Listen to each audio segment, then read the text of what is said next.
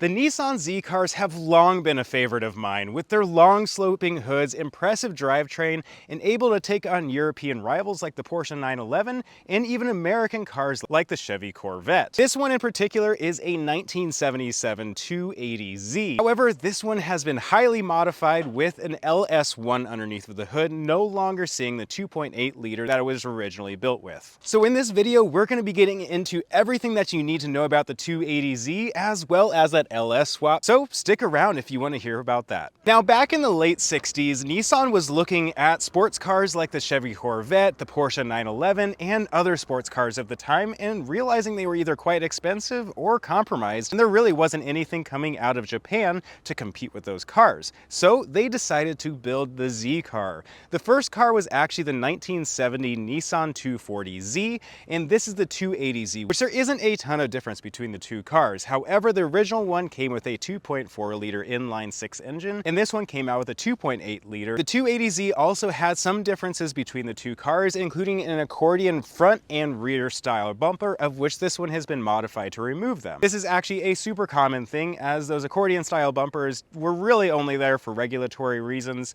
and didn't look all that great, so most people ended up deleting them and replacing them with something like this. The original 2.8 liter engine that was found in this car had 170 horsepower and 177 pound-foot of torque. Of course, this one no longer has that engine, so it's considerably more, but we'll get into that later. This original car has 3 different transmissions to choose from. There was a 4-speed manual, a 5-speed manual, and then a 3-speed automatic. However, this one in particular has been upgraded to a 6-speed manual to go along with the LS1 swap. Now, the exciting thing is actually that I get to review this, as I was able to borrow this from an owner that has had this car since 1992, and it was instrumental in making it so that LS swaps could even happen in this car. Alright, so as I do with all of my reviews, let's start off with the powertrain, and with that, let's start with how you get to the engine itself. Of course, there is a latch in the normal spot in the interior to be able to open the hood. However, this one has a rear opening hood, so you basically pull a latch right here, and it lifts up like this, which is a rare sight to see in a lot of vehicles nowadays, and I personally think is one of my favorite ways to open a hood. Now that we're on the inside of the engine bay, you can see this is anything but stock. In fact, this engine is an LS1 out of a 1998 Chevy Camaro. It has been dynoed at 325 horsepower and 326 pound-foot of torque, which is almost double of what you got from the 2.8 liter inline six that was in here originally. And having been in this car myself, I can say it runs extremely smoothly. And not only is this a completely different engine, it has a custom headers, custom intake, and a completely custom exhaust that is dual exhaust all the way to the rear pipe, which comes out of a single outlet. As I had mentioned earlier, it also has a completely different transmission, being a 6-speed manual transmission, and it also has a limited slip differential in the rear. However, while we're on the note of modifications like this, let's talk about a couple other modifications that have been done as well. Its suspension has been completely modified with new coilovers. It has modified front and rear strut braces. And then of course the brakes have Willwood calipers. Of course, there have also been tons of modifications to the exterior and interior of the vehicle as well, but we'll be getting into those later. Alright, so while the drivetrain of this vehicle is extremely special, having that LS1 swap, I think my favorite thing about this vehicle is the exterior styling. I think Nissan did an amazing job at building this car. I really like the long sloping hood, which is not something you get very often anymore. And then of course the short rear end going into that spoiler. So as we talked about a little bit earlier, the 280Z is an interesting vehicle because it's actually quite similar to the 240Z. As we can see over here, so this bumper originally had what was an accordion style bumper, which is talked a lot about with 911s. They had to do the same thing because for regulations getting into the United States, you had to be able to have a bumper that could go in, I think, about 5 inches for pedestrian safety. However, to be honest, most people did not like the styling, so most people went this route of doing a delete on that bumper and putting in a new kit. So the owner decided to go ahead and do a new kit on this one, which included this front rear dam. It also had these rear side skirts, and then if we jump over here, this rear bumper had the same thing where it had that accordion style bumper before and now has this. On the note of being completely custom as well, this car actually originally started off as a white car and was repainted this red color. And with that repaint, they also redid the interior to match, which has red. This original originally was a tan interior and had a custom leather interior, but we're going to talk about that in a couple minutes. Now, one of the most exciting things about this design is that I feel like Datsun got away from the design as it turned into Nissan later on, and we just kind of lost this design and shape. However, I'm really excited that the new Nissan Z seems to be going back to that, and that includes things like these round headlights in the front, which I think look really awesome. You do see some other Zs out there that kind of have these headlight covers, and I think those look cool as well. However, this original style, you just can't beat it. It looks so nice. The thing that was distinctive of this time and style is in the 1977 and the 1988 year, you had these heat extractors. They're not hood scoops, they're heat extractors. So when you turn the engine on, it actually brings heat out of the engine to keep things cool. Another thing that changed with the 280Z is these taillights, which actually are a little bit different style than what you saw on the 240Z. One other cool modification are these mirrors, which actually are pulled from another vehicle. All right, let's move to the interior of this Nissan 280Z, and this is an awesome place to be. Unlike newer cars nowadays, you are not greeted with any form of infotainment center. Everything is manual and honestly is higher quality than I was expecting.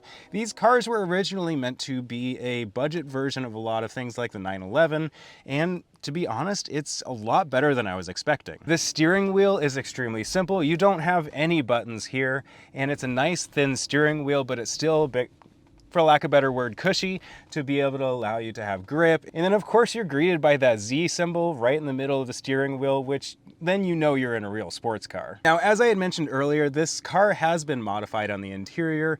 This actually started its life off with a tan interior. It was a white exterior and a tan interior. However, at some point the owner decided to go ahead and completely do a redesign to kind of let it match the exterior of the vehicle. And so you'll find leather throughout the car, including door cards are both a red and black, along with the seats, and even along the A-pillar and the ceiling. And honestly, it really ties it together. It gives it a little bit more of a modern feel, a nicer and higher quality feel than you normally would get, and it is just nice in here. Moving over to the center stack, you have your temperature, your oil, you can see the status of your battery, and of course your fuel gauge, which is kind of interesting that it's not in the gauge cluster. And then you can't go wrong with the quartz clock. Right below those gauges, you have some interesting things right here. To the left of this map light right here is a floor temp, and what this is basically lets you know when the catalytic converter has overheated. That light lights up so that you know that there's an issue.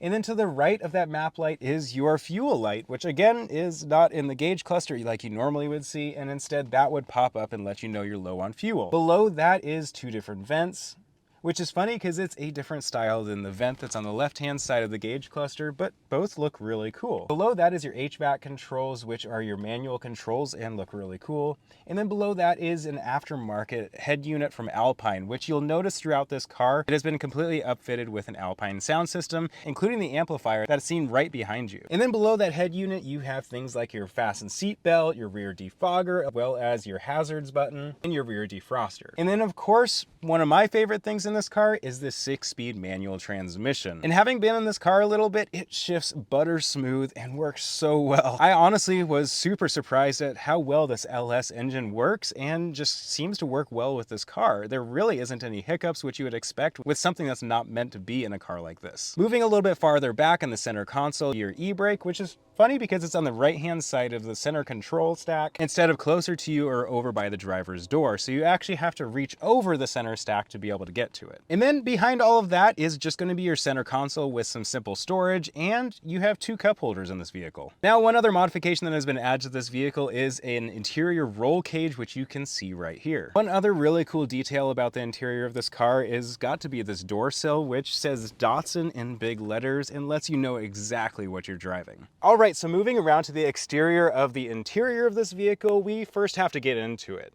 And that is done by just pushing this button right here.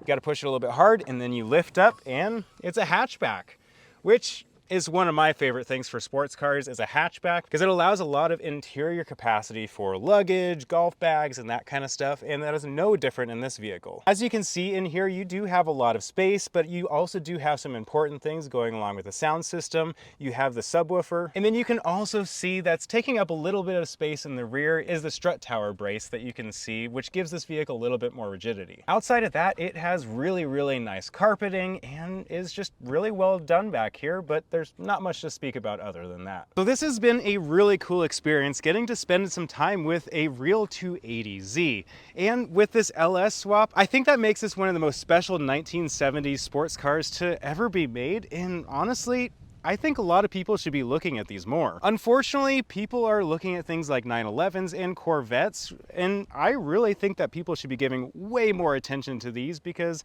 Japan was pushing out some amazing sports cars in the 70s that just don't get enough attention. As you guys probably already know if you've watched my videos, I like Japanese sports cars, with the Toyota Celica being one of my favorites, and I have long wanted a car just like this. I think the Z cars are a fantastic lineage of sports cars, and I hope you guys like them just as much as me. So make sure to like this video as it helps me out in the algorithm, and if you have any thoughts about this car, leave it down in the comments. I'd love to hear from you.